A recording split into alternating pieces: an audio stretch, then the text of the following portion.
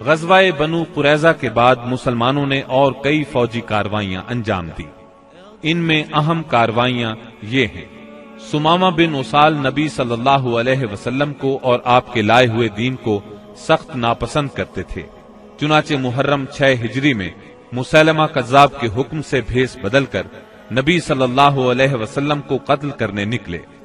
ادھر نبی صلی اللہ علیہ وسلم نے محمد بن مسلمہ رضی اللہ عنہ کو 30 سواروں کے ساتھ زریہ کے اطراف میں بھیجا تھا تاکہ بنی بکر بن کلاب کو تنبیہ کریں۔ زریہ بصرہ کے راستے میں مدینہ منورہ سے 7 رات کے فاصلے پر واقع ہے۔ ان سواروں نے واپس آتے ہوئے سمامہ بن اسال کو دیکھ لیا، انہیں ان پر شک گزرا، چنانچہ گرفتار کر کے مدینہ منورہ لے آئے اور مسجد کے ایک ستون سے باندھ دیا۔ نبی کریم صلی اللہ علیہ وسلم وہاں سے گزرے تو فرمایا، سمامہ تمہارے نزدیک کیا ہے؟ انہوں نے کہا، اے محمد، میرے نزدیک خیر ہے، اگر قتل کرو گے تو ایک خون والے کو قتل کرو گے، اگر احسان کرو گے تو ایک قدردان پر احسان کرو گے، مال چاہتے ہو تو مانگو، جو چاہو گے دیا جائے گا۔ نبی صلی اللہ علیہ وسلم ان کی بات سن کر مسکرا دیے اور انہیں ان کے حال پر چھوڑ کر آگے بڑھ گئے۔ دوسرے دن نبی کریم صلی اللہ علیہ وسلم پھر اس طرف سے گزرے تو آپ نے فرمایا، سمامہ تمہارا کیا حال ہے؟ وہ بولے، میں ٹھیک ہوں، اگر قتل کرو گے تو ایک قصاص والے کو قتل کرو گے، اگر احسان کرو گے تو ایک قدردان پر احسان کرو گے، اگر مال چاہتے ہو تو مانگو، جو چاہو گے دیا جائے گا۔ آپ ان کی بات سن کر مسکرائے اور آگے بڑھ گئے۔ تیسرے دن پھر یہی گفتگو ہوئی۔ اس روز آپ نے فرمایا، سمامہ کو چھوڑ دو۔ صحابہ کرام رضی اللہ عنہم نے انہیں چھوڑ دیا۔ اس کے بعد انہوں نے غسل کیا اور مسلمان ہو گئے۔ اسلام لانے کے بعد وہ بولے، اللہ کی قسم، اسلام لانے سے پہلے روئے زمین پر کوئی چہرہ میرے نزدیک آپ کے چہرے سے زیادہ قابل نفرت نہیں تھا، لیکن اب آپ کا چہرہ میرے نزدیک روئے زمین پر سب سے زیادہ محبوب ہو گیا ہے، اور اللہ کی قسم، روئے زمین پر کوئی دین میرے نزدیک آپ کے دین سے زیادہ ناپسندیدہ نہیں تھا، مگر اب آپ کا دین میرے نزدیک تمام ادیان سے زیادہ پسندیدہ ہو گیا ہے۔ واپسی پر سیدنا سمامہ رضی اللہ عنہ عمرے کے لیے مکہ گئے تو قریش نے انہیں اسلام لانے پر ملامت کی۔ اس پر وہ بولے، اللہ کی قسم، تمہارے پاس یمامہ سے گندم کا ایک دانہ بھی نہیں آئے گا جب تک رسول اللہ صلی اللہ علیہ وسلم اس کی اجازت نہ دے دیں۔ چنانچہ واپسی پر انہوں نے اہل مکہ کے لیے گندم فروخت کرنے کی ممانعت کر دی، جس سے وہ مشکل میں پڑ گئے، یہاں تک کہ انہوں نے نبی صلی اللہ علیہ وسلم کو خط لکھا، اس میں اپنی قرابت کا واسطہ دیا اور درخواست کی کہ آپ سمامہ کو لکھ دیں، وہ گندم فروخت کرنے کی اجازت دے دیں۔ آپ نے سمامہ رضی اللہ عنہ کو لکھ دیا۔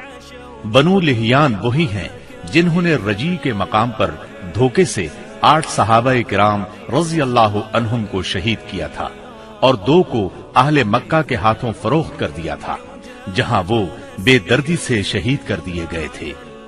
یہ لوگ حجاز کے بہت اندر عصفان کی حدود میں آباد تھے، اسی لیے نبی صلی اللہ علیہ وسلم نے ان سے انتقام لینے میں قدر تاخیر سے کام لیا۔ جب کفار کے مختلف گروہوں میں پھوٹ پڑ گئی اور آپ دشمنوں سے کسی قدر مطمئن ہو گئے تو آپ نے مدینہ منورہ کا انتظام ابن ام مکتوم رضی اللہ عنہ کو سونپ کر 200 صحابہ اور 20 گھوڑوں کے ساتھ ربیع الاول 6 ہجری میں بنو لحیان کا رخ کیا اور یلغار کرتے ہوئے بطن غران تک پہنچ گئے۔ یہ امج اور عصفان کے درمیان بطن غران نامی ایک وادی ہے اور اسی جگہ آپ کے صحابہ کرام رضی اللہ عنہم کو شہید کیا گیا تھا۔ آپ نے ان کے لیے دعائے رحمت کی، 2 روز تک یہیں قیام فرمایا۔ ادھر بنو لحیان کو آپ کی آمد کی خبر مل گئی، وہ پہاڑوں کی طرف بھاگ گئے، ان کا کوئی آدمی ہاتھ نہ آ سکا۔ پھر آپ نے عصفان کا قصد کیا اور وہاں سے 10 سواروں کا دستہ آگے بھیجا تاکہ قریش ان کی آمد کا حال سن کر مرعوب ہو جائے۔ اس دستے نے قراء الغمیم تک کا چکر لگایا۔ اس کے بعد آپ کل 14 دن مدینہ منورہ سے باہر گزار کر واپس مدینے لوٹ آئے۔ جمادی الاولیٰ 6 ہجری میں رسول اللہ صلی اللہ علیہ وسلم نے سیدنا زید بن حارثہ رضی اللہ عنہ کو 170 سواروں کے ساتھ عیس کی جانب روانہ فرمایا۔ انہیں روانہ کرنے کا مقصد یہ تھا کہ وہ شام سے آنے والے ایک قریشی قافلے کو پکڑیں۔ اس قافلے کے سربراہ رسول اللہ صلی اللہ علیہ وسلم کی صاحبزادی سیدہ زینب رضی اللہ عنہا کے شوہر ابو العاص بن ربیع تھے۔ اس مہم میں قریش کے ایک قافلے کا مال ہاتھ آیا، لیکن ابو العاص بھاگ نکلنے میں کامیاب ہو گئے اور سیدھے مدینہ منورہ جا پہنچے۔ انہوں نے سیدہ زینب رضی اللہ عنہا کی پناہ لے لی اور ان سے کہا، رسول اللہ صلی اللہ علیہ وسلم سے کہیں آپ قافلے کا سامان واپس کر دیں۔ سیدہ زینب رضی اللہ عنہا نے سفارش کی تو نبی کریم صلی اللہ علیہ وسلم نے چھوٹی بڑی ہر چیز واپس کر دی۔ ابو العاص سارا مال لے کر مکے پہنچے، امانتیں ان کے مالکوں کے حوالے کی، پھر مسلمان ہو کر مدینہ منورہ آ گئے۔ نبی کریم صلی اللہ علیہ وسلم نے پہلے ہی نکاح کے تحت سیدہ زینب رضی اللہ عنہا کو انہیں واپس کر دیا۔ یہ واپسی 3 سال سے کچھ زیادہ عرصہ بعد ہوئی تھی۔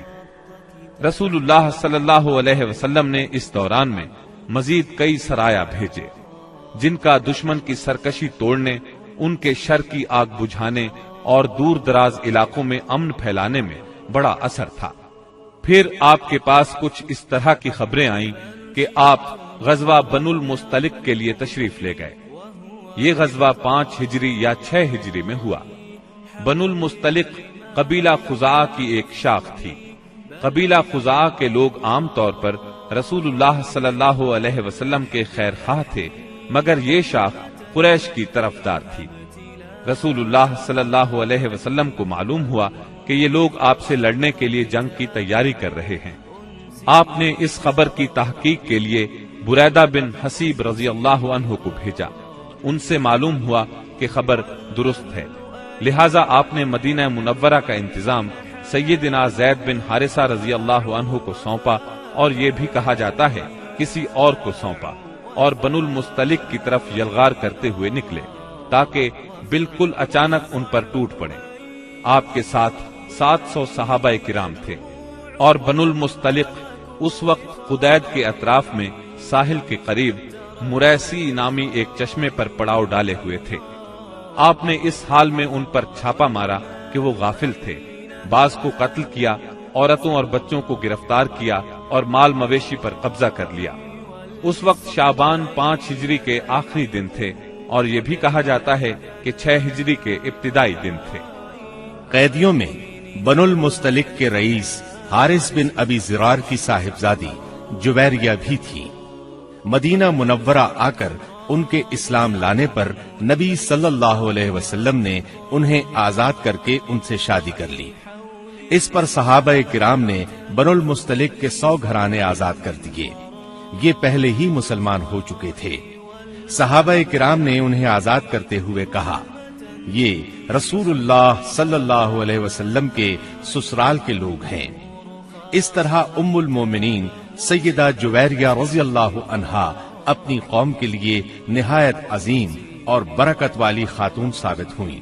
اس غزوے سے واپسی پر جب مسلمانوں کے پاس پینے کے لیے اور وضو کے لیے پانی نہ بچا تو تیمم کا حکم نازل ہوا۔ اسی سال پردے کا حکم نازل ہوا۔